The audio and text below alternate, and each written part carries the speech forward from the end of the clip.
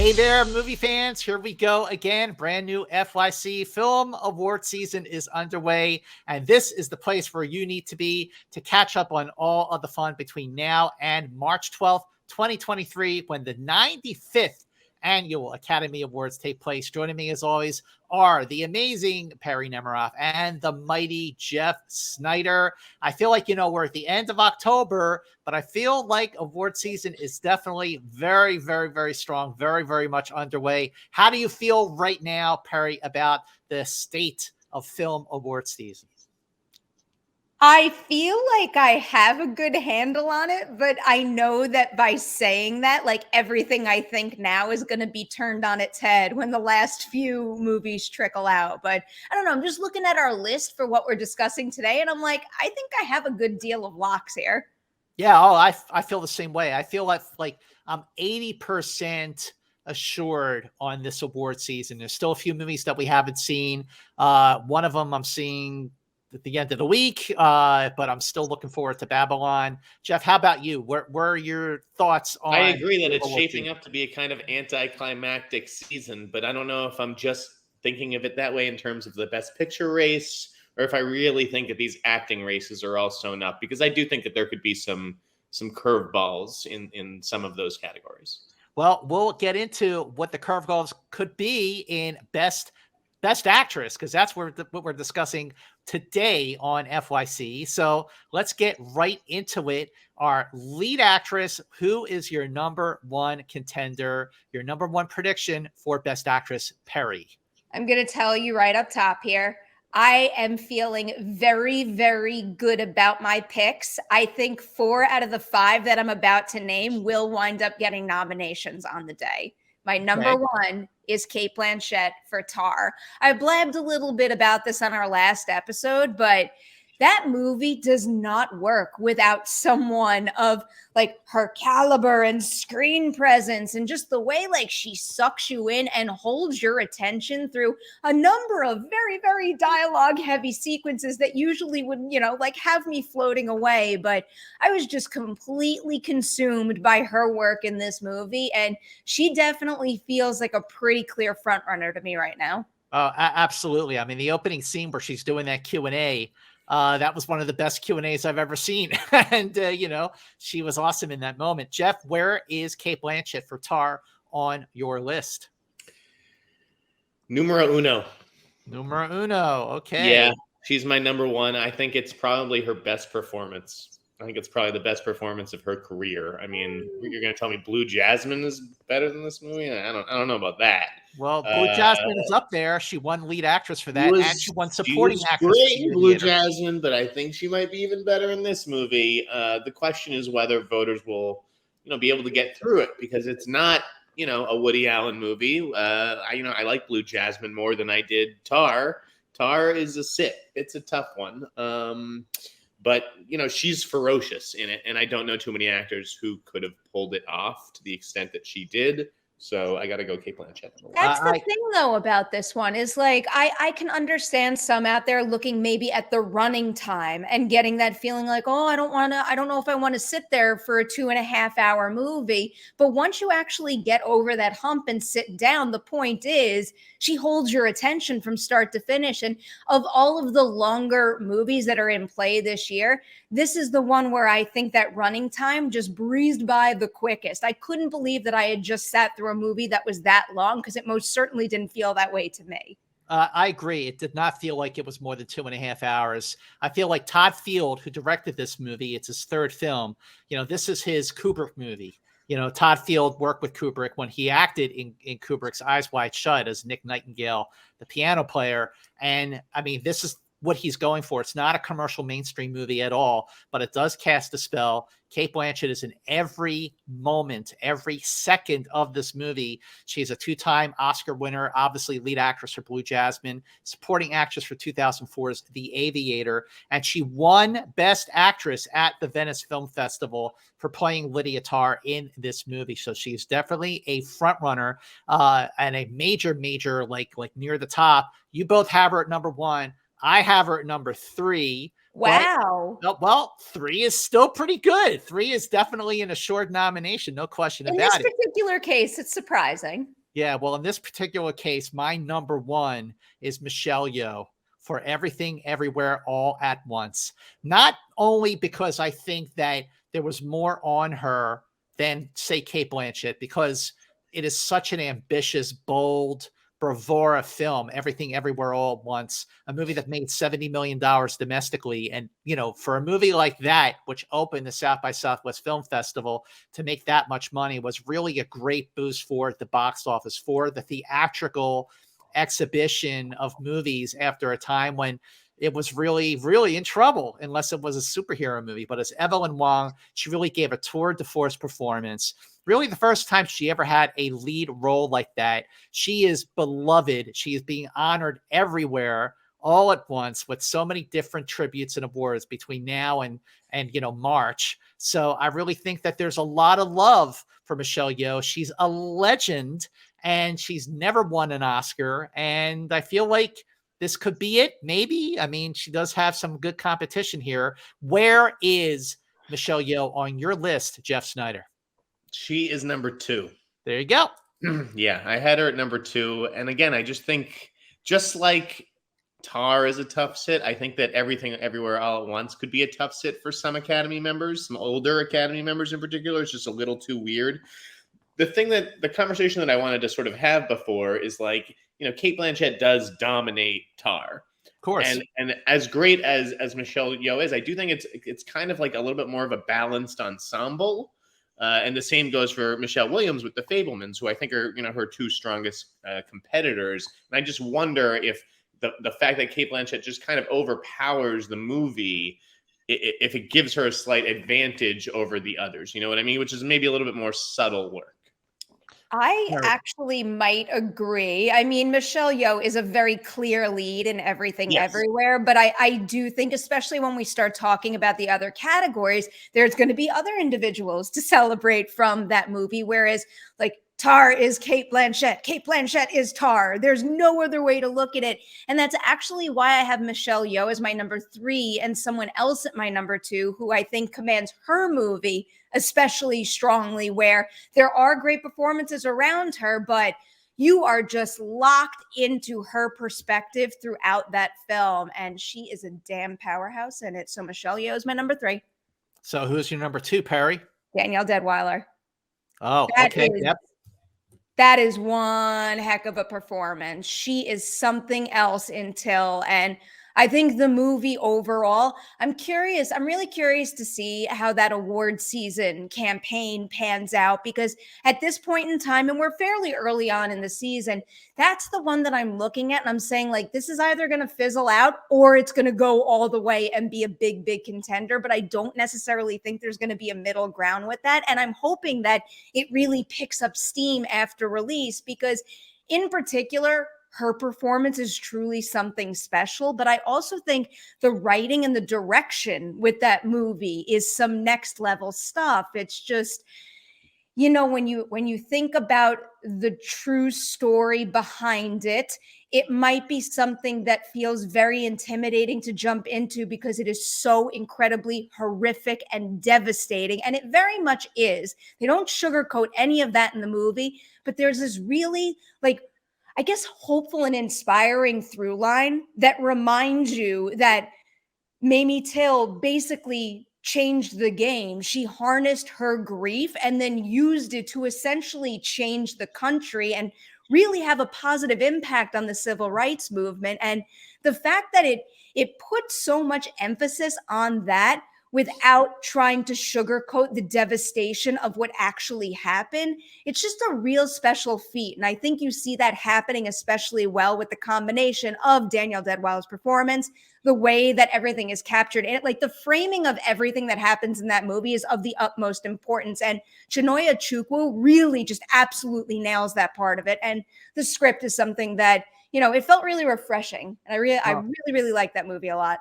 Well, after that pitch, Perri, everyone can now see Till, because it is opening in select theaters this weekend, this Friday. So for everyone watching FYC right now you can go see what Perri has been talking about, because absolutely Danielle Deadwyler's performance is a tour de force. This is a star-making performance. It's a powerful film. It's a grueling performance, and one that is absolutely sure to get nominated. Jeff, where is Danielle Deadwyler on your list? I have her at number 5. Okay. It sounds like the work is there. The work is not to be questioned, and that, if everything was equal, she would be easily one of the 5. The question is whether the campaign is going to be big enough. Is she going to get a big enough push for that award? Is she going to work the room? Because I don't think she's nearly as well known as, others. That didn't stop, 12 Years a Slave.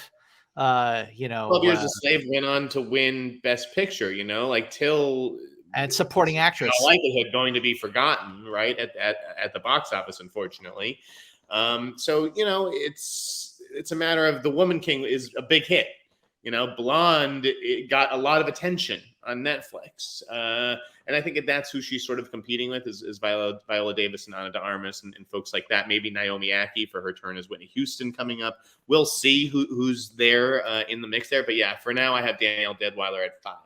I'm reading that in a completely different way. Like Danielle Deadwyler feels like a sure thing lock to me. And I think we're only talking about that one and only 5th spot being a little bit up in the air. I think that Ana de Armas, I actually haven't seen Blonde, but given all the negativity I've seen about that movie in general, I am kind of writing that off without seeing it, admittedly. But that last spot is down to, the other one we haven't seen, as she said. Wait, hang on. So first of all, I got a lot to say about it. So first of all, Jeff, I think you're downplaying Danielle Deadwyler's chances here and the movie's chances. I think it has a chance to really take hold and become more of a much more talked about than 12 Years a Slave was when that came out in 2013. The whole landscape of the film business and the coverage of the film business is very, very different. So I think that Till and her performance will be talked about much more, Jeff, than I think you're giving it credit for. Hang on. But at the same time, Perri, you brought up Viola Davis. I mean, that movie, The Woman King, it did well, made $50 million domestic. And before I get into Viola Davis's performance, my number two on my list here for top contenders here, no one said her name yet, Michelle Williams for the Fablemans. Because she made, or at least the team involved in making this decision, made the biggest mistake ever. Michelle Williams would be my very, very clear front runner in the supporting category. And now I have her at number 4. I do think she's going to wind up getting the nomination, but I think she's going to have zero chance to win. And really, ultimately, I think it's going to come down to Danielle Deadwyler and Cate Blanchett. Really, not even Michelle Yeoh has a chance compared to Danielle. I think Michelle Yeoh is another one who's definitely going to get the nomination, but I don't think this is going to be the category where that movie wins. This has gone on long enough. What is the movie that Chinone Chukwu directed before this? Clemency. It was called Clemency. It's Clemency, and Alfre Woodard should have gotten nominated for that movie. And she didn't get nominated. And it was really like one of her first, like her previous film, not a lot of people saw it, but Clemency was kind of like her announcing herself in this industry. I mean, it goes back to what you were saying before about needing to make a mark, but not being especially well known. Her name circulated quite a bit. Even though Clemency didn't go on to get any Academy Award nominations, it got recognized in other things. Like it got Alfre Woodard a BAFTA. So now she's sitting on that foundation and she's going to get to build on it. Okay, first of all, Clemency is a terrific film. The problem with Clemency was that it premiered at the Sundance Film Festival in 2019, and then it opened in theaters in December in select cities. So it did not get the push that it should have gotten. I did a couple of Q&As with Chinone Chukwu, and I thought that, very, very confident filmmaker. I love that movie. It's really powerful. Getting a major push. It didn't debut at any festival, did it? No, it debuted. None of the 3 major ones. No, Clemency was at Sundance. That's where it premiered. No, but I'm saying Till wasn't part of like that. Till was at the New York Film Festival. It was just with the New York Film Festival. And Till does have the backing of studios, whereas Clemency didn't.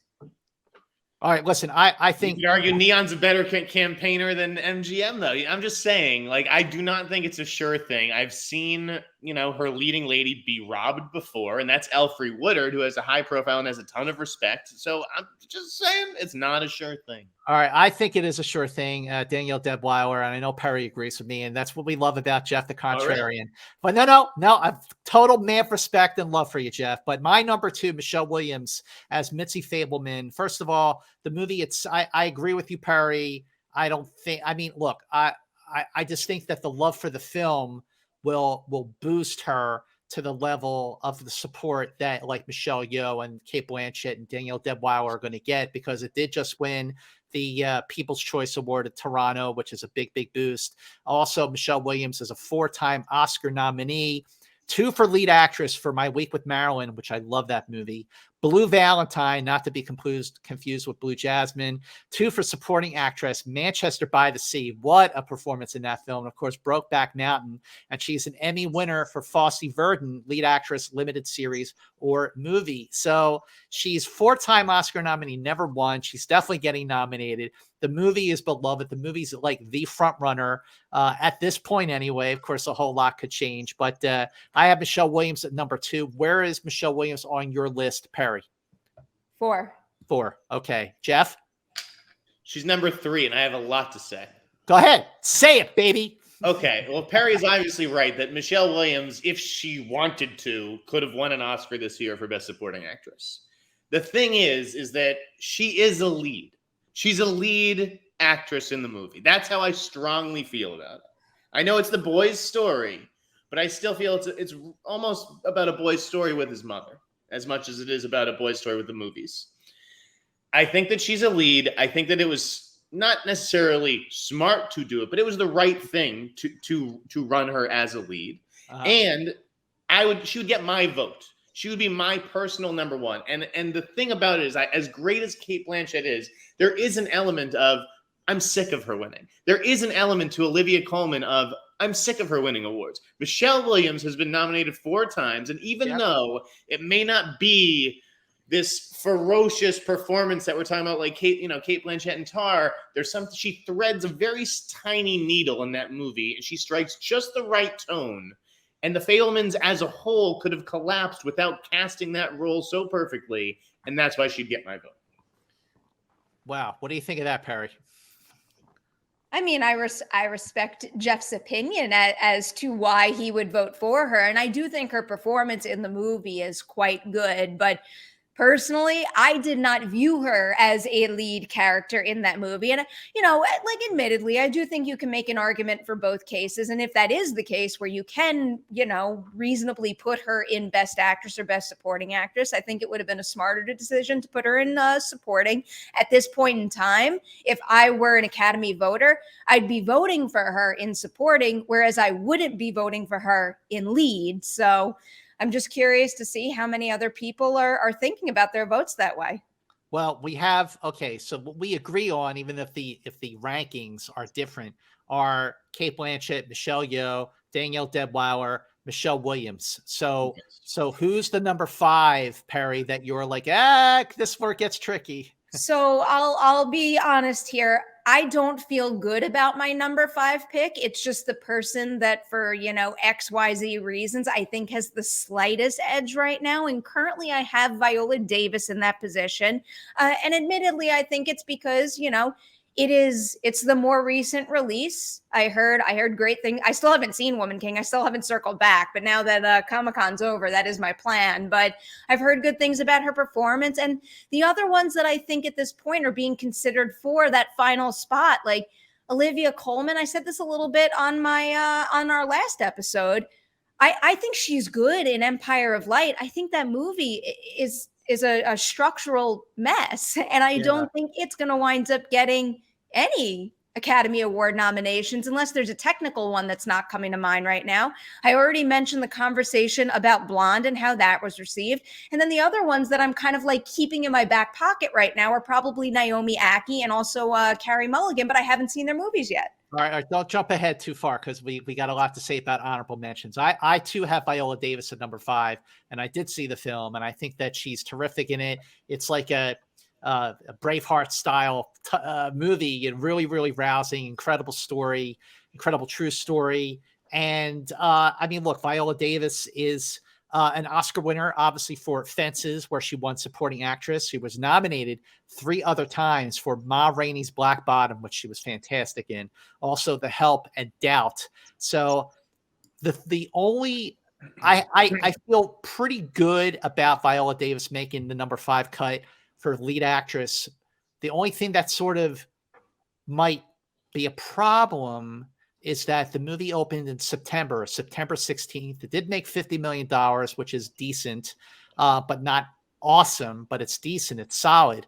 So by the time, Oscar voters come around, will it be too early in the race to even be remembered by voters? I mean, I don't know. But right now, I have her number 5 with the caveat that, of course, and I say this all the time on FYC, we're going to cover lead actress again, and maybe these will change. But for right now, with Perri, I have Viola Davis at number 5. Jeff, where do you have Viola Davis? Is she in your top 5? No. She's not. All right, then who's the 5th one for you? I went with Olivia Colman at number 4. Olivia Colman. I think you guys are sleeping a little bit on Empire of Light and, the British contingent of the Academy. I know it didn't work for a lot of people, but it did work for me. It wasn't great, but it was good. And I thought she was very good.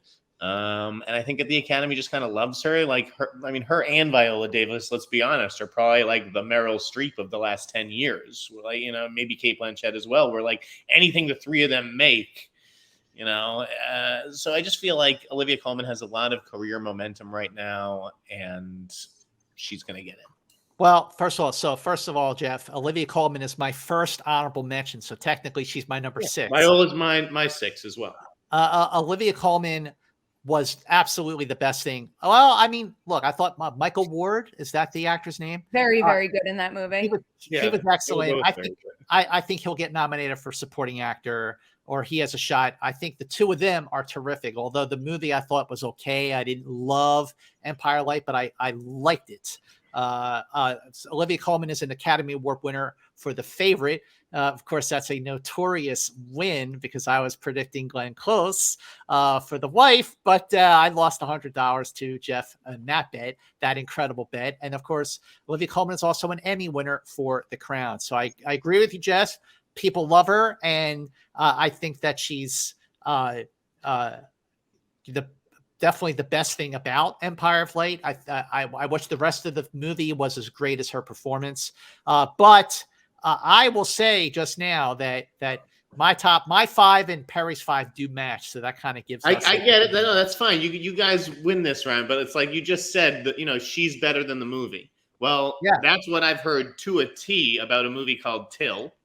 Okay, that she's better than the movie, right? That the movie's good, it's okay. I think she's outstanding in the movie, but everything happening around her is definitely on like a very impressive level. It's not the type of situation. I'm trying to think of another movie recently where someone got nominated and then the rest of the movie was like meh, but I think everything. I'll tell you what that was. I'll tell you exactly what it was because it won the Oscar last year. Her name was Jessica Chastain in The Eyes of Tammy Faye, which was not a good movie.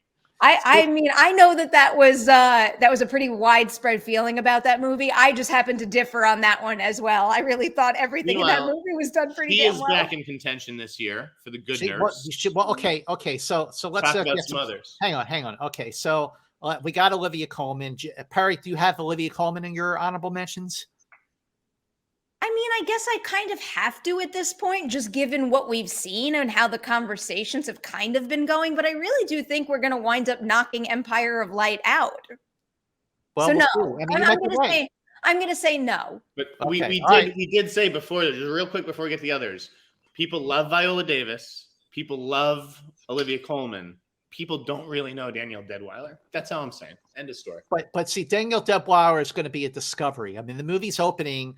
Like again, this weekend, this Friday, like right as of this dropping, when Perri dropped this on her channel, Perri Nemiroff on YouTube, which you should be subscribing to. So stop what you're doing and hit the subscribe button right now.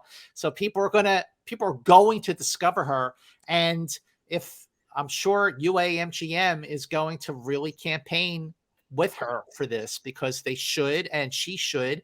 And I think that she's a discovery out of all the nominees we talked about so far.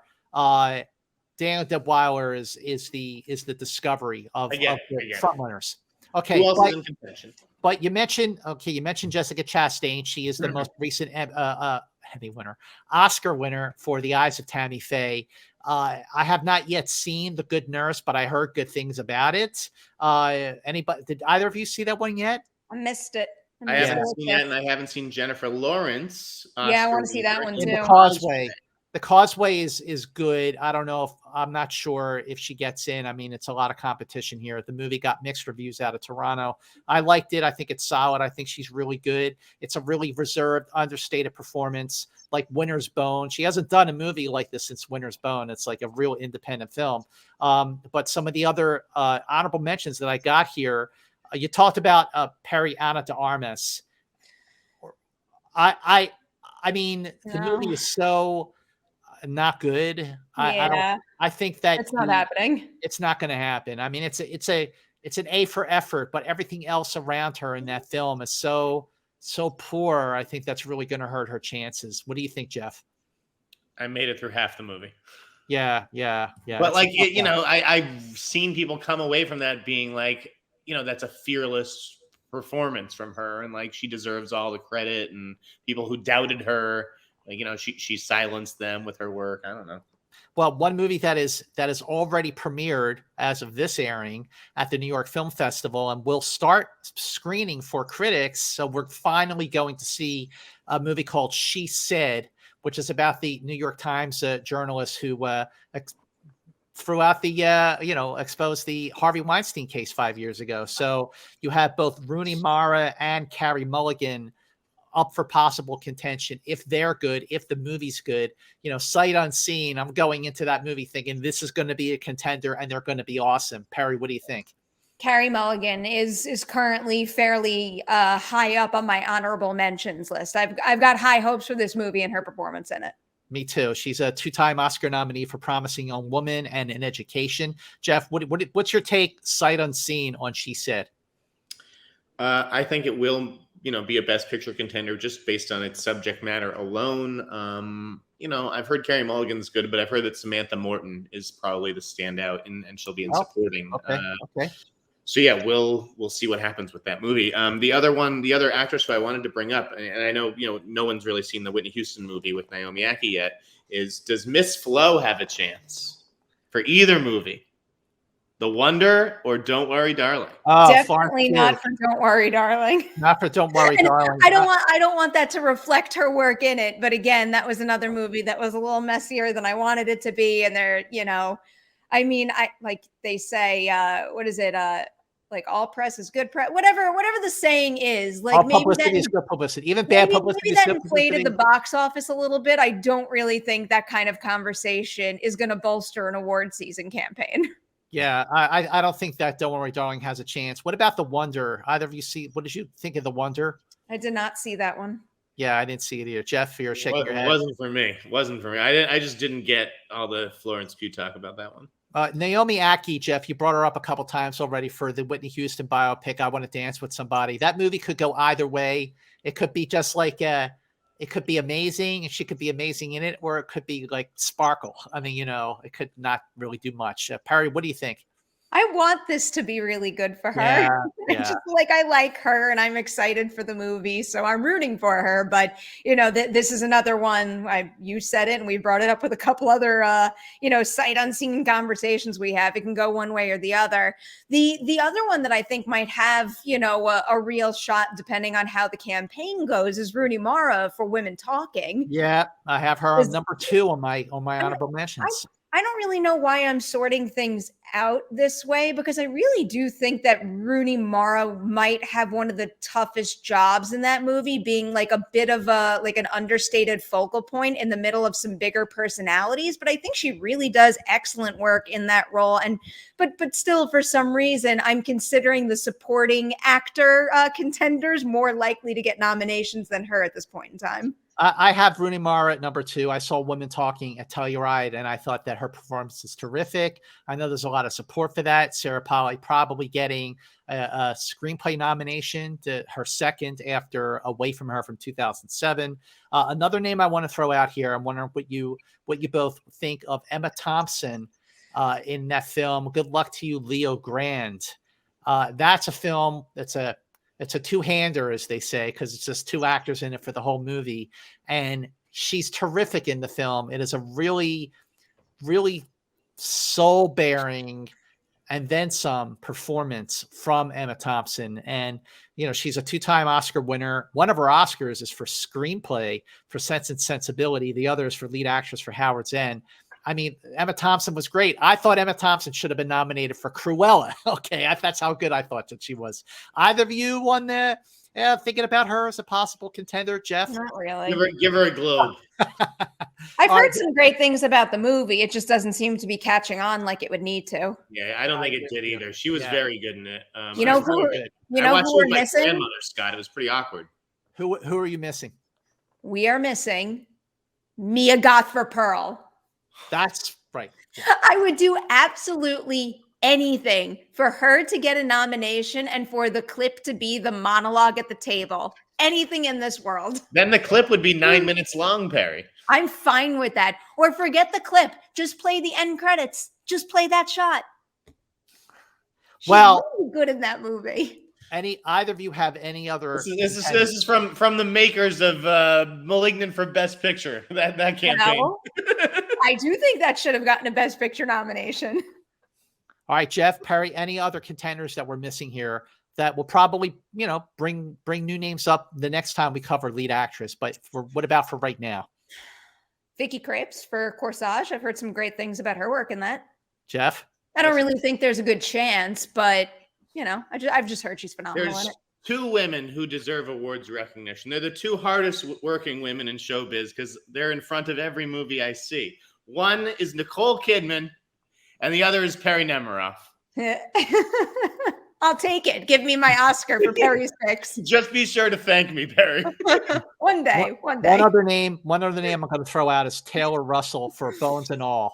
You know, she's getting a lot of attention. You know, it's a very acclaimed film, certainly out of Telluride where I saw it. People really liked it a lot. But otherwise, I think we have our 5 for this showing of FYC, and they are Cate Blanchett for Tar, Michelle Williams for The Fablemans, Michelle Yeoh for Everything Everywhere All at Once, Danielle Deadwyler for Till, and for right now, Viola Davis for The Woman King.